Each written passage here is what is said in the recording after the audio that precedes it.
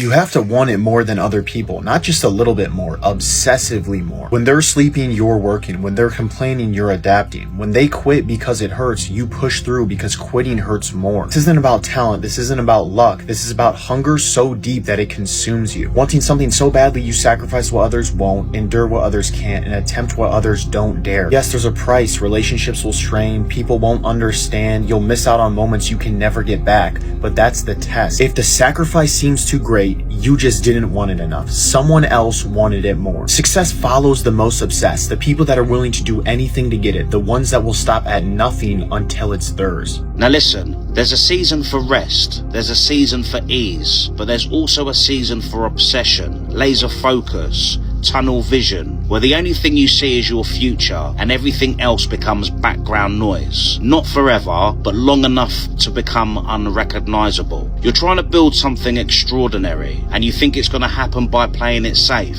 by making time for everyone and everything except what actually moves the needle. Let me be real with you. There's a price to pay for greatness, and sometimes that price is your weekends. Sometimes it's your comfort. Sometimes it's your need to explain yourself to people who will never get it. You're not supposed to be balanced right now. You're supposed to be obsessed. Obsessed with growth. Obsessed with evolving. Obsessed with showing up so consistently that the universe has no choice but to deliver. You want to change your life? You want to collapse time? Then stop flirting with your goals and start marrying your mission. That means setting boundaries. That means disappearing from distractions. That means creating so much momentum behind the scenes that people start to ask, how the hell did you pull that off? And the answer is simple. You got serious. There's certain shit you gotta see before anybody else. Jeff Bezos had the word Amazon on a poster in his garage. He saw it years before anybody else. He saw all that years ago. You gotta be so confident in your vision that you know it's gonna work. And when you have a vision, you can't look at results, bro. If you truly have a vision, that's a real vision. It's a big vision and it excites you so much. You have no choice but have to tolerate chaos and times of stress and things not going your way. You don't have a choice. So when in that moment, some people are like, I just don't feel like doing it today. But if your vision's big, you kind of got to figure out a way to win on days that you don't feel like it. When you make up your mind to be defined by a vision of the future instead of the memories of the past, all you have to do is make a decision. And you just got to have a clear intent on what you want. And so learn, study, get something in your brain that's going to stimulate you about what's possible. And then begin to dream or begin to build a model of what it could look like, and don't let go of it. And begin to experience the emotions of how you feel when it happens. And teach your body emotionally what that future is going to feel like. So it only requires two things: a clear intention, that's a function of a coherent, organized brain, and an elevated emotion, which is a function of your heart and your body. And when you combine those two, you're going to change your energy. And when you change your energy, you're going to change your life. I obsess over what I do. Like, I want to be great. I want to evolve. I want to grow. I don't want to stay the same. So I want to continue to, pour into it. Is there any better feeling than being locked in? No. And in order to do that, you got to put time in the gym. You can't eat what you want all the time. You got to eat what you have to eat. Staying out the streets, staying out the clubs. I'm not partying. You're in a rhythm, and every day you're knocking it down. You never miss a step. Nope. Like, you go to bed feeling great. You wake up feeling inspired. You go in the gym with energy. You're not too late. You on time. I'm letting you know right now, if you just get focused, you grind, you cut out all the distractions, bro. You just lock in on your goal. I'm telling you, gonna get it, bro. And that's a real part of the sacrifice of the journey that you're on when you try to be dedicated to a craft. If you wake up and every day you obsess over something and you live and breathe it, and that's what you think about, that's what you do, that's what you study on and off, that's what you stay up every night grinding, and no one else even gives a flying about it, it's like you just feel like a weirdo. Obsession's gonna be talent every time. You got all the talent in the world, but are you obsessed? Winning is for the obsessed. You must be obsessed if you want to win. You must be obsessed with the goal, the journey, the outcome, the experience, the rejections, the resilience, the grit. And throughout that journey, as you hit these micro wins, celebrate them and then lock back in. If you can become obsessed with adding value, but doing more for others than anybody else in your little category, you will grow, you will expand, you will have impact, and you will have freedom. You have to be obsessed with the dream. There's not wanting it, there's kind of wanting it, there's wanting it real bad, and then there's obsession. I'm obsessed with it. It's all I think about. It's all I do. It's all I work on every single day. The first rule of success is to have a vision. You see, if you don't have a vision of where you go, and if you don't have a goal where you go, you drift around and you never end up anywhere. It's like you can have the best ship in the world, you can have the best airplane in the world. If the pilot or the captain doesn't know where to go, it would just drift around. It would not end up anywhere, or most likely in the wrong place. Am I the only one that feels like ever since they were a little kid, they were meant for more? I didn't know what it was, but I remember going to an NHL hockey game. I remember seeing an NHL player, pointing at them and saying, "Who is that?" My parents said, "That's Matt Sundin." And you know what I said? "I want that to be me." And they said, "Oh, like he's one of the best in the world. Like, you can be him, but like you got to put a lot of work in, you got to put a lot of effort in." You know, people put out these guardrails. When I was a kid, I didn't think of it like, oh, it's going to be hard work, it's going to be effort. You know what I thought? I said, why can't that be me? That's all I thought. There was no guardrails, barriers, thoughts. It was, why can't that be me? And that's the mindset you need to keep in this life. Don't ever allow anyone to put their thoughts in front of you. Don't ever allow anyone to put their limitations in front of you. You know who's the most successful? Crazy people. And if you're not successful, it may be because you're not crazy enough. And I know this sounds pretty wild to hear, but you have to be a little off to just constantly go and deal with problem after problem and betrayal after betrayal and this and that, and just still want to go after something. Then you also got to be crazy enough to not take shit from people who not only don't believe in you, but try to stop you from being successful. And this all stems from absolute certainty. All successful people have absolute certainty that they are going to find a way. No matter if you're in their way or not, they will find a way. And if you lack this, you will get beat by someone who is less talented and more certain, and a little bit more crazy. If you do not have it written down, your chances of it happening is reduced drastically.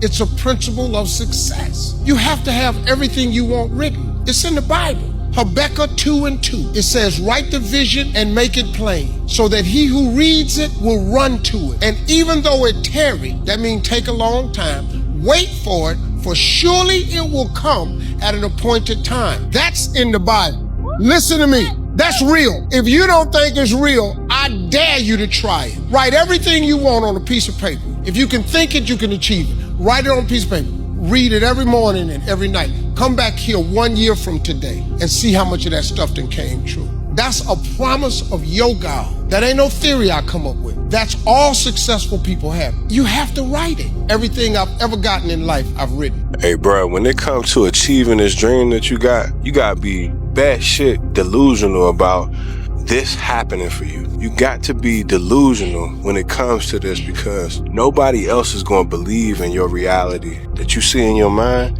until you bring it out there. But the first step is to see that shit in your mind. Thomas Edison was known never to go to bed. He would nap for an hour or two in his workshop. Same thing with Einstein. They were so obsessed with working that they passed out at their desk. Then they woke up and they went back to work. This is the one thing that people who became incredibly successful did that you don't do. They're obsessed with making money and their purpose. It gives them joy. It's not work to them. They absolutely love the journey. Matter of fact, they get upset when they have to go to sleep. And I know, I was there. 12 o'clock, 1 o'clock, 2 o'clock, you're working on it. You think, I got a 6 o'clock meeting. I got to get some sleep. You're never going to have what you want in life unless you're obsessed about it, to the point where you lose friends, family, because they think you're so obsessed that they think, well, what about everything else? And it's like, no, dude, if you want to accomplish something in life that's big, you're going to have to be super obsessed about it to the point where other people will probably stop hanging out with you. There is nothing more practical than developing a vision. It's not some pie in the sky exercise. It's without a vision, you're chaotic and fragmented and hopeless and disappointed, and someone can stop you just by putting up a single obstacle. You're a house divided amongst itself. You have no forward movement. You're not enthusiastic, and that's to be filled with the Spirit of God, by the way. And your life is a sequence of disappointments and frustrations and tragedies, and you're a leaf blowing in the wind. And that is not what you're called to be. When people don't understand you anymore, you're in that spot of obsession and drive. Where people are like, what the f*** is wrong with this guy? I don't want to talk to you, man, because you're not going to get it. Most people will not understand your obsession, your drive, and your determination. Success is a lonely journey. That's just a reality. And most people are not going to understand why you're so driven, why you're so obsessed. And if you try and make them understand, you're going to end up frustrated. You're crazy until you're successful. Then you're a genius. People think you're too obsessed. You're a weirdo. Stop only making videos. Like, get a life. Be realistic. People will convince you you're out of your mind for wanting to do this. But then once you're successful, they're like, yo, your drive, your tenacity was great. But it's like, yeah, well, where was that back then? The best advice I can tell you is go on the journey by yourself. It is the best journey, man. Leveling up, making more money, losing weight, getting fit, becoming the best version of yourself is the most awesomest journey you will ever go on. If you're complaining more than you're talking about your vision, then you're in inertia. Energy goes into those lower frequencies, doubt, worry, fear, and now you're in that dynamic. But if you start talking about possibility, even if you don't know how to get there, then your energy starts to go up.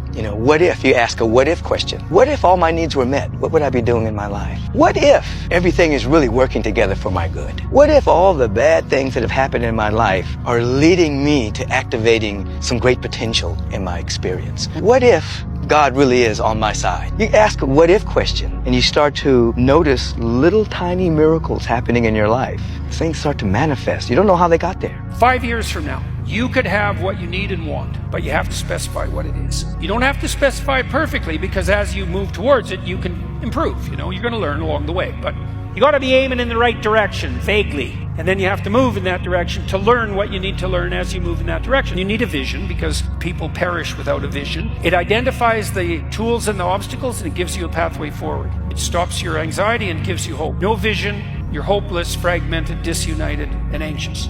You have to have a vision. It has to be a guiding vision.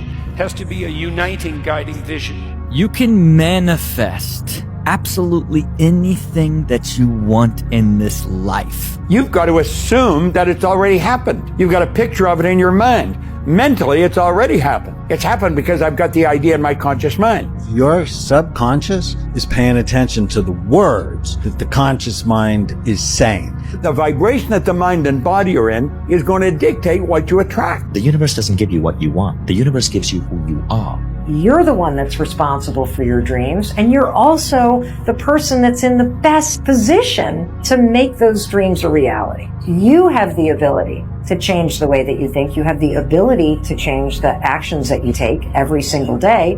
And when you change the actions that you take and you change the way that you think, you change your entire life. I became obsessed.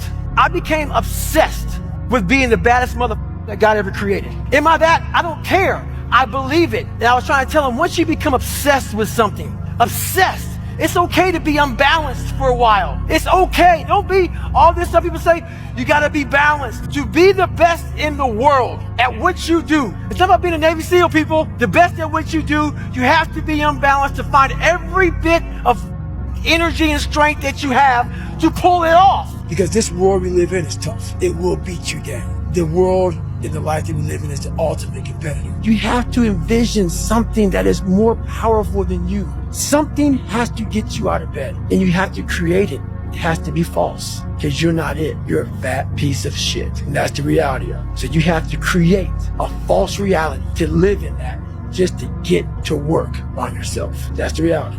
It's a fine line between being passionate, obsessed, and like never giving up on your dream, and being realistic about certain things. It's weird because you almost have to be insane a little bit to have such blind faith in something that you can't see. You'll become exactly who you want to be. And the best thing about life is you get to choose who you want to be.